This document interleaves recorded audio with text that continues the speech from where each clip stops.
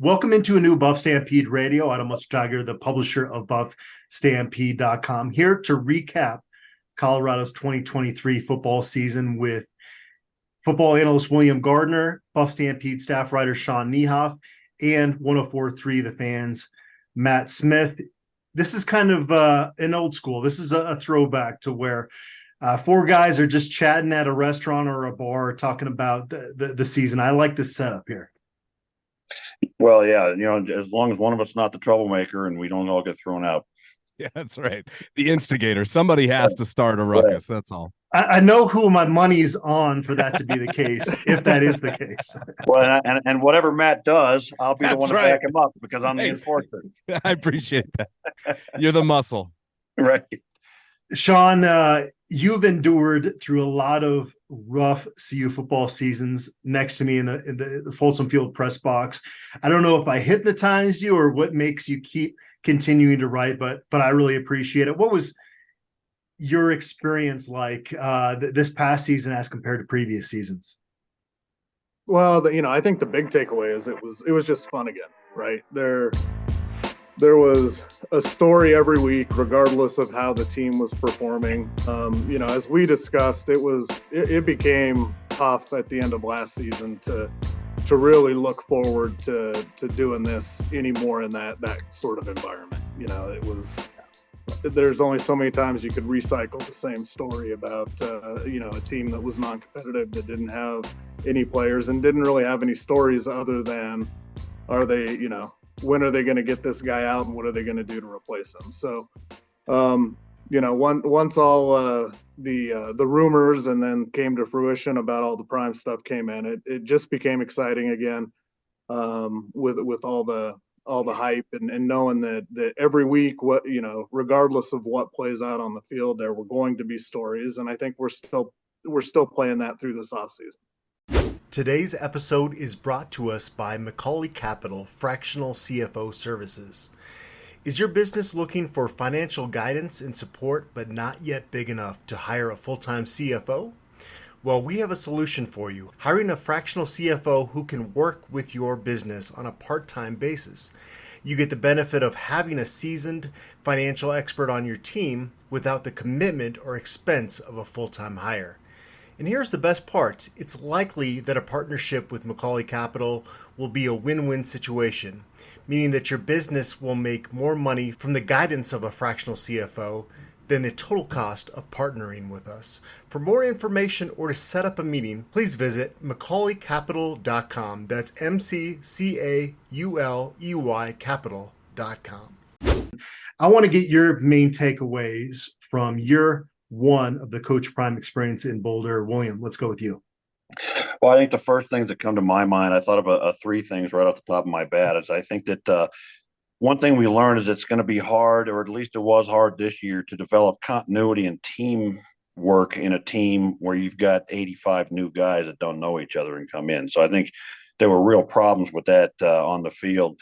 I think we also learned that the outside in, and I don't know, I wouldn't say I learned this because I knew this going in when I heard that outside in of development philosophy of the team, it didn't work, man. It worked better on the defensive side because that defensive line got better, but not having an offensive line that was worth anything on the offense really. And I get where Prime was coming from with the level of talent we had in some of those skill positions, but you still got to have those big guys up front.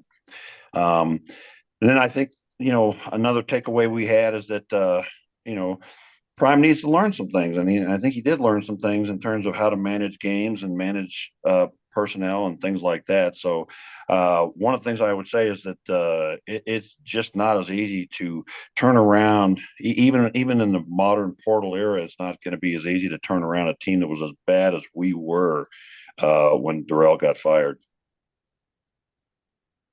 Yeah, I would say, not even looking at the on-the-field performance, but kind of stepping away from that, it was, there's so many positives to take away from it.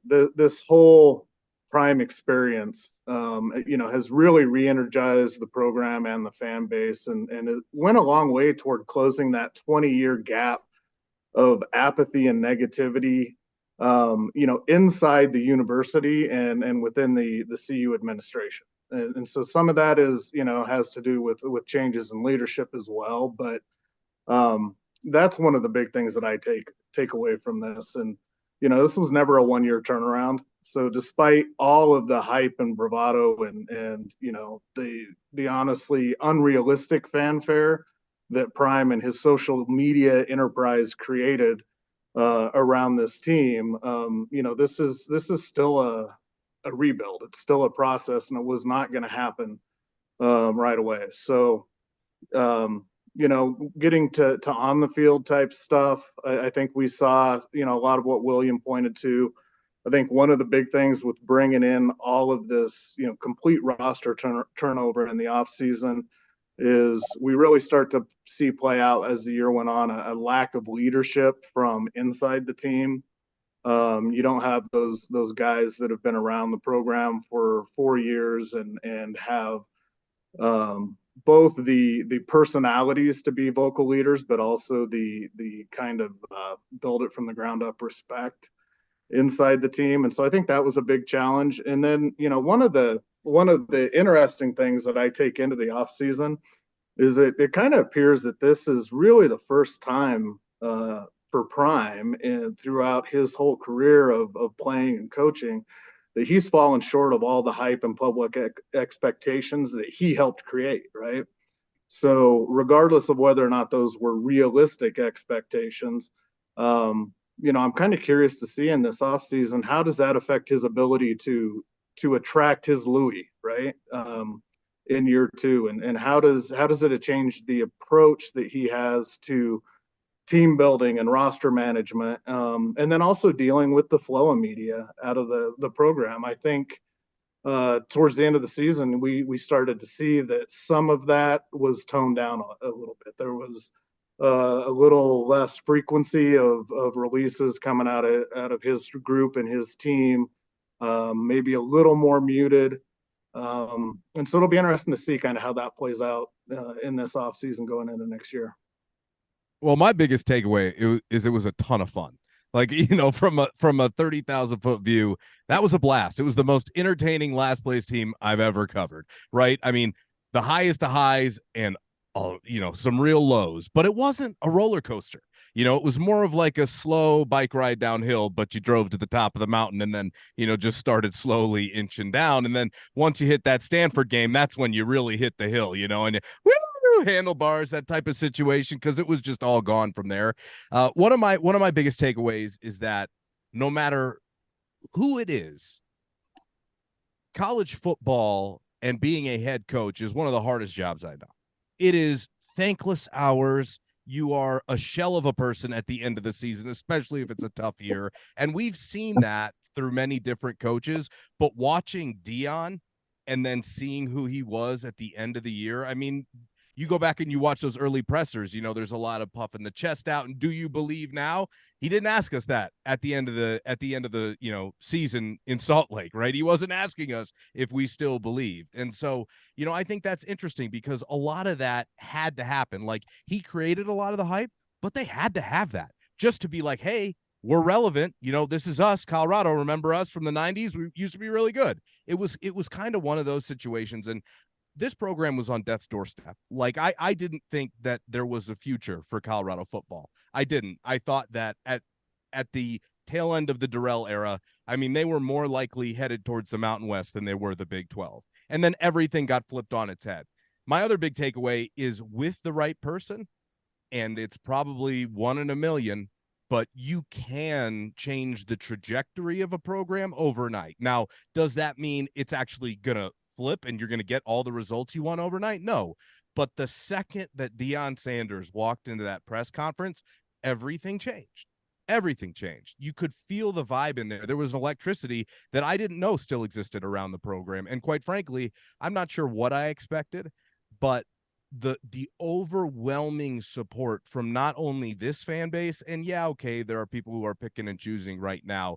But again, if you went to those same people and asked them, would you rather keep Deion or go back to what you were doing? 99 out of 100 would say, I'd rather keep Deion because it is undeniably in a better place than it used to be. Now, does that mean that it's going to be as easy as he thought it was. I think that was probably my biggest takeaway. I think he thought it would be a little bit easier. I think he felt like there would be less resistance on his way, but this sport is so unforgiving. And if you don't have all the pieces in place, and even then, if you don't hit green lights, you're going to struggle. And what we saw with the Stanford game, you cannot go through that type of a loss and rebound. I really firmly believe that shattered the season, because at 5-2 heading into the bye week, this is a totally different year, guys. But they were 4-3, just blew the biggest lead in school history.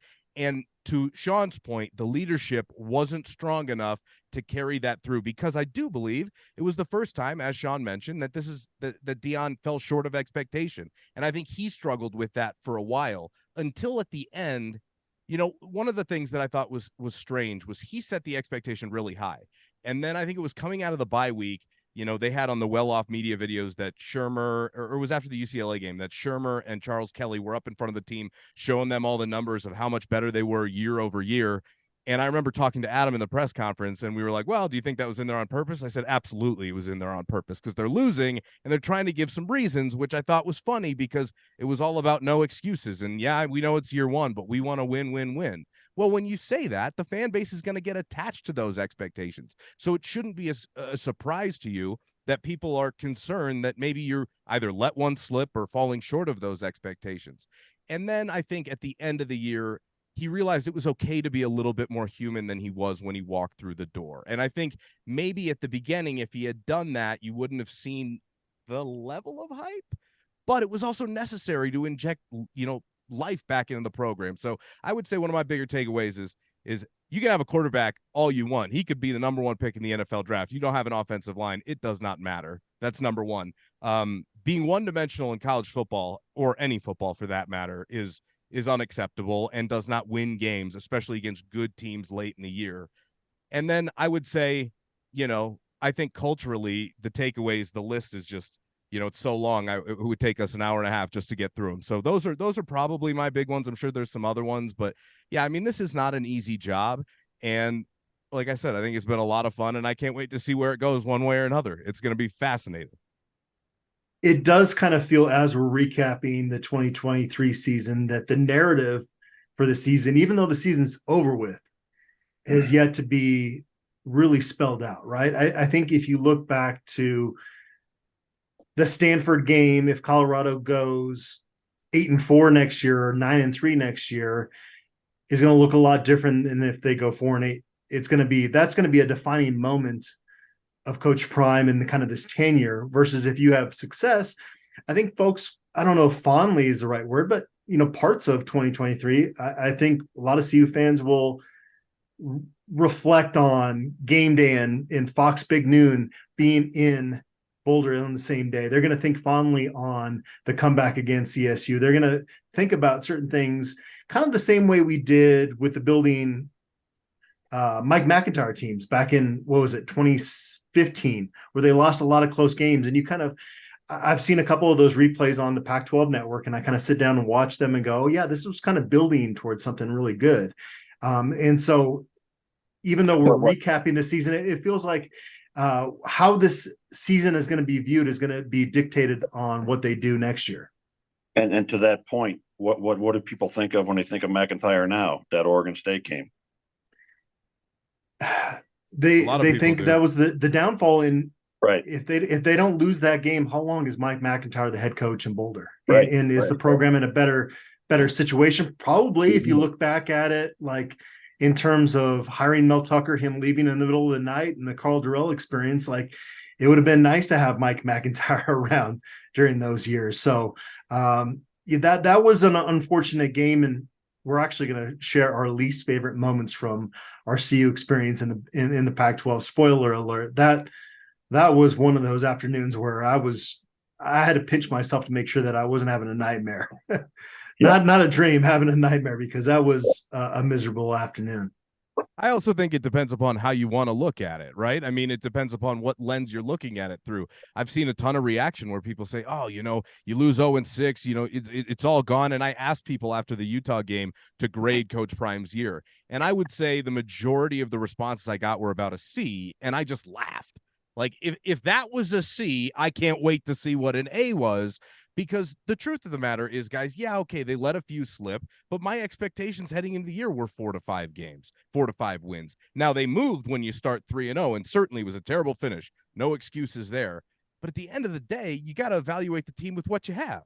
And I think that they maybe overachieved a little bit early on because TCU did not know what to expect. You go back, you watch that film, the whole game, TCU's playing 10, 15 yards off. And it's like, well, we learned later that Colorado's offense is all short yardage, get the ball out quick. And if you come up and you press them and you pressure Shador, you can stop that. But TCU didn't know how to attack them because they didn't know what to expect. So a fascinating grand experiment. And yeah, it's just been, look, I think to your point, Adam, at the end of the day, how you evaluate it is going to be personal, but a lot of it is dictated by next year because this was the free pass year. And as Coach Prime said on the desk, I think it was on the desk the other day with Amazon, he was like, year one was about hope and year two is about expectation. I was thrilled to hear him say that because he's dead on. The real expectation sets in next year. You can't do what you did. The Stanford loss, if it happens next year, that type of a game, then it's a way different tale. Yeah, I think one of the things to add on to that is that, like you said, Matt, Prime came in and he resuscitated a program that was dying, right? And so I think regardless of what happens on the field in the Prime era, whether he wins next year, whether it turns out that he's not the coach to turn things around, and in 2, 3, 4 years, we're looking at backfilling that. I think what's happened though is the program has been resuscitated, and enough changes have happened inside the administration and inside the university's approach to the program that it's going to be in an immeasurably better spot than it was before he got here. I think that's what he did, and so I no longer have those concerns that if he leaves when Shador leaves, if he isn't able to make lemonade out of the lemons that he inherited, he's at least going to put us in a better spot that the program can move forward, even in a post-Prime environment where a year ago you didn't have that same feeling. Well, the job would appeal to better coaches. We would be looking at a better pool of people at this point than we were a year ago. Yep. And players. And players. That's the other part. He gets a lot of heat for how they finished, but no coach they could have hired would have brought the talent that he brought with him to Boulder. It would have taken much longer. You'd have had Brian Staub starting, maybe. You know what I mean? Like, it would have been a totally different season. So you have to understand, as Adam said earlier, what's the alternative? And that's not even worth considering. So, yeah, agreed, Sean. They resuscitated a program that was slowly beeping on life support. Yeah, if you want to take the glass half full approach to this past season and the past year, it's the CU brand is looked at different globally than it was a year ago. And to points made out there already by you guys that, there wasn't another person that was going to do that. Let's hop into our postseason awards. And I'm very anxious to see if somebody goes against the grain here. Let's start with the 2023 Colorado Buffaloes offensive MVP. Well, we're all picking Jared Lichtenhand, right? No, yep. No. Yeah, I'd be surprised if anybody says anybody but Shador because it's the obvious and only choice. I would say, without much, there's not much else to even be say to follow up with it. He did set a new school record for passing yards in a season and got mangled on a weekly basis and kept getting up until he couldn't get up anymore. So I would not disagree with that pick. Yeah, and I would say, we out of the 4 wins we have, at least 2 of them are delivered almost entirely by him.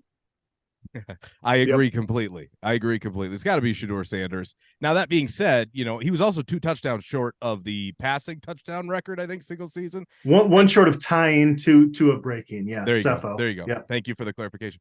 That being said, as good as he was, like there's some areas to clean up moving forward into next year. And I think that as hard as he worked to get ready for this season, from the player he was at the Celebration Bowl at Jackson State, I'm really looking forward to seeing the jump he takes next year, because there are some obvious things that need to happen to clean his game up. Like he's gotta have a little bit better field awareness of when he needs to get rid of the football.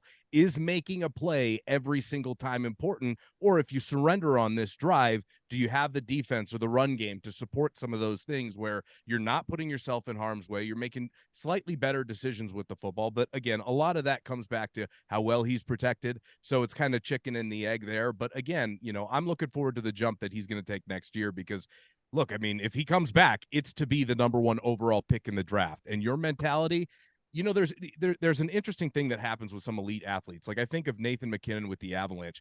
He came into the league as this kind of like chubby kid, not chubby, but like pudgy, and then there was a period where he started really taking care of his diet and his nutrition and his body. And he took in another leap to becoming this all-world guy. And when I look at Shedeur, that is the biggest missing piece, in my opinion, for him of being like a, bona fide certified number 1 overall, is coming in next year physically dialed in and having learned from this year, okay, I got to be maybe a little bit tougher to take some of these shots that I'm going to have to deal with throughout the year.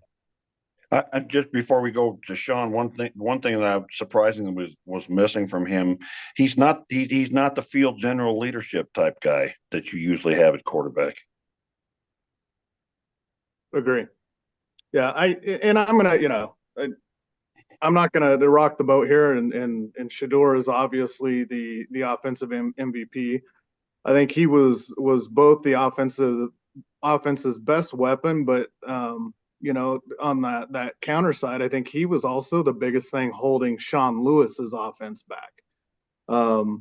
I loved the Lewis hire. I loved Sean Lewis's offense from a college standpoint, but I don't think it was a good fit for Shedeur's mental approach. I think he's got all the skills to operate that offense, but it's very much a college offense. And I think that Shedeur has developed with the private coaching and the Tom Brady mentorship and everything else in his development with a pro offense mindset.